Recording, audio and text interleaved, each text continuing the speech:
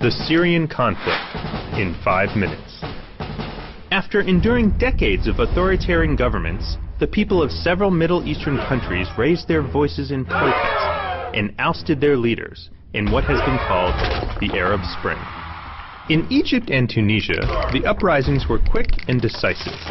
In Libya, the protests led to a short civil war that ended with the death of Muammar Gaddafi. Syria is another story. This is Bashar al-Assad, president of Syria.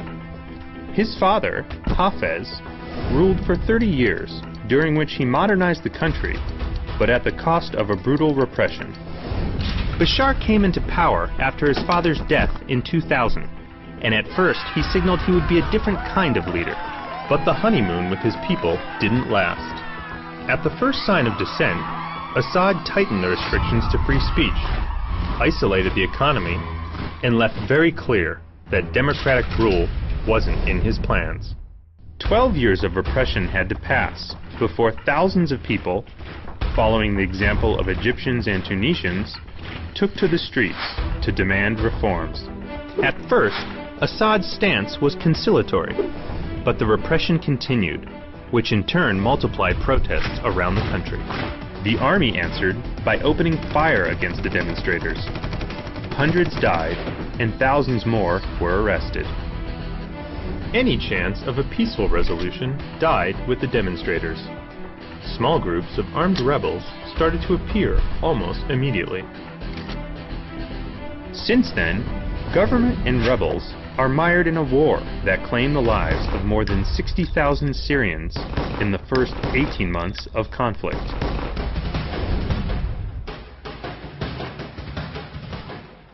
After World War I, the French and the British established the borders of the Middle Eastern countries, grouping many religions and ethnic groups in the same territories.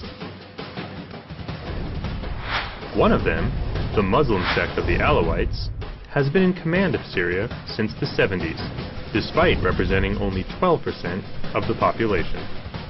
Under the ideology of keeping the country out of the hands of extremists, the Assads heavily favored their sect and crushed those who challenged them.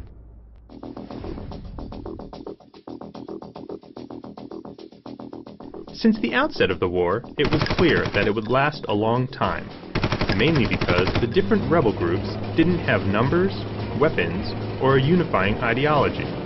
The only thing they have in common is a deep hate for Assad. As the weeks and months passed, the rebels have increased in numbers and weapons, but not enough to topple Assad, who is now receiving help from Iran. Also, many of the rebel groups have abused, killed, and displaced civilians in the name of the revolution, leaving many Syrians wondering if the cure is worse than the disease.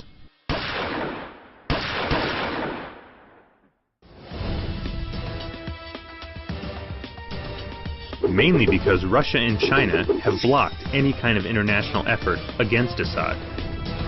Russia and China have interests in Syria, and their leaders believe the Arab Spring hasn't brought security or stability to the region.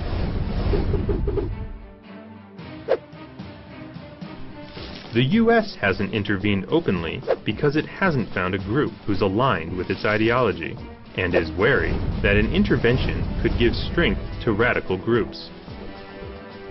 The experts believe that Assad will fall eventually. The question is how long it will take. Although the main rebel groups have joined an alliance, it could crumble once Assad is ousted. The struggle for power could lead to a new civil war, and even to a fragmentation of the country. The conflict could also extend to countries such as Turkey, Lebanon, and Iraq, threatening the fragile stability of the Middle East. No matter the outcome, whoever assumes power in Syria will inherit a country in ruins, with an economy in shambles, a deeply divided population, and the challenge to fulfill the promises of the Arab Spring.